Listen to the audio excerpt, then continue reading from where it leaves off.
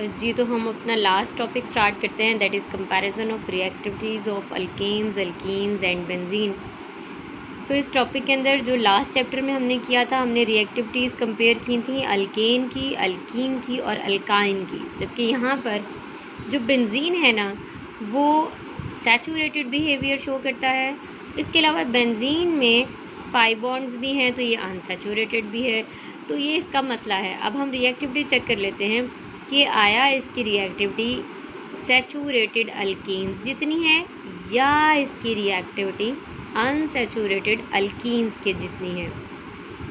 तो पहले हम इन दोनों की रिएक्टिविटी चेक करते हैं और फिर बेंजीन की रिएक्टिविटी को चेक करेंगे कि वो किस किस पर डिपेंड करती है। अब पहले कंसिडर करें अल्केन्स।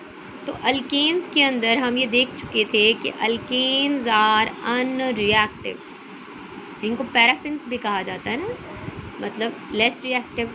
तो alkanes are unreactive. Why they are unreactive?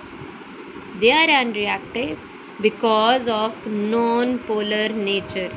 हमने ये चेक किया था कि कार्बन और हाइड्रोजन के अंदर जो डिफरेंस होता है इलेक्ट्रोनेगेटिविटी का, वो निग्लिजिबल होता है। कार्बन और हाइड्रोजन दोनों की इलेक्ट्रोनेगेटिविटी अप्रॉक्सीमेटली सेम होती है, जिसकी वजह से जो बॉन्ड बनता है कार्बन और हाइड्रोजन के बीच में वो नॉन पोलर इन नेचर होता है। नॉन पोलर बॉन्ड रिएक्टिव नहीं होते।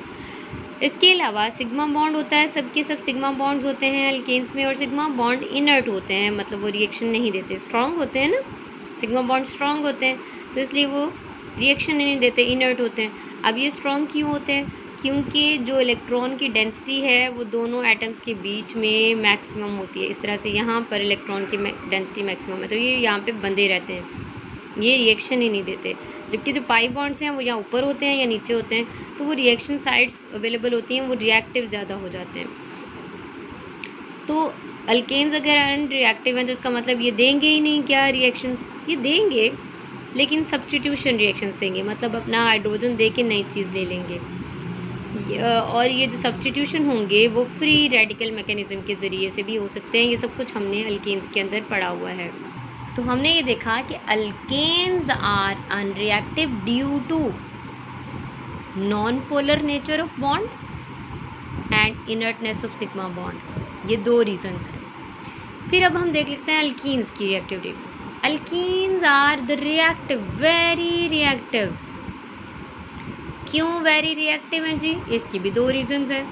दो रीजंस क्या हैं? पहली रीज़न तो ये कि पाई बॉन्ड वीक होता है, तो उसको तोड़ना आसान है।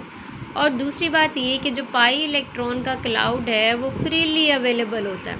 मैंने आपको बताया कि अगर ये बॉन्ड है तो पाई बॉन्ड की डेंसिटी ऊपर और नीचे होती है, इसकी वजह से ये पाई इलेक्ट्रॉन्स जो हैं अवेलेबल होते हैं कि कोई इलेक्ट्रॉन लविंग स्पीशी आए और ये इलेक्ट्रॉन ले लें। इलेक्ट्रॉन लविंग स्पीशी मतलब न्यूक्लियोफाइल, तो ये इलेक्ट्रोफाइल। तो ये इलेक्ट्रोफाइल की एडिशन के रिएक्शंस बड़ी आसानी से देते हैं। ये अपने पाई इलेक्ट्रॉन किसी और को देंगे इलेक्ट्रोफाइल को, और वहाँ पे नया बॉन्ड बना लेंगे, पाई बॉन्ड टूट जाएगा। तो हम ये देखते हैं कि alkenes are very reactive due to weakness of pi bond and availability of pi electrons. ठीक है, अब बारी आ जाती है बेंजीन की। और बेंजीन को हमने इसकी जो दो रीज़न पढ़ी और अल्केन की जो दो रीज़न पढ़ी उसके ऊपर चेक करेंगे। बेंजीन की मसला क्या है कि बेंजीन हाईली अनसैचुरेटेड कंपाउंड है, क्योंकि हम जानते हैं कि इसमें 3 पाई बॉन्ड्स हैं, लेकिन इसके साथ साथ ये बहुत स्टेबल भी है।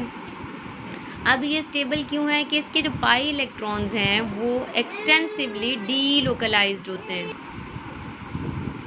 तो हमने ये देखा कि ये एक अनसैचुरेटेड कंपाउंड है, लेकिन ये स्टेबल है।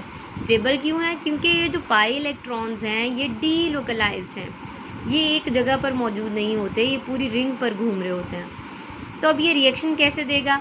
ये अल्कीन्स की तरह का भी है जब ये एडिशन रिएक्शन देता है, क्योंकि इसके अंदर पाई बॉन्ड्स हैं। इसके अलावा बेंजीन जो है वो फ्री रेडिकल रिएक्शंस नहीं देता अल्केन्स की तरह। ठीक है, सिंपली इलेक्ट्रोफिलिक सब्स्टिट्यूशन रिएक्शंस होते हैं जिसमें इलेक्ट्रोफाइल्स इन्वॉल्व होते हैं, जबकि अल्केन के अंदर कोई इलेक्ट्रोफाइल्स इन्वॉल्व नहीं थे। ठीक है। इसके अलावा जो एडिशन रिएक्शंस हैं उसमें अल्कीन से ज़्यादा हार्श कंडीशंस देनी पड़ती हैं। ईजिली बेंजीन रिंग के अंदर कोई चीज़ ऐड नहीं होती। इसके अलावा benzene does not undergo polymerization and addition reactions, जबकि अल्कीन्स जो हैं वो रेडिली ऑक्सीडाइज भी हो जाती हैं और पॉलीमराइजेशन रिएक्शंस भी देते हैं। तो आपने इन तीनों की रिएक्टिविटी को अच्छे से कंपेयर करके स्टडी करना है।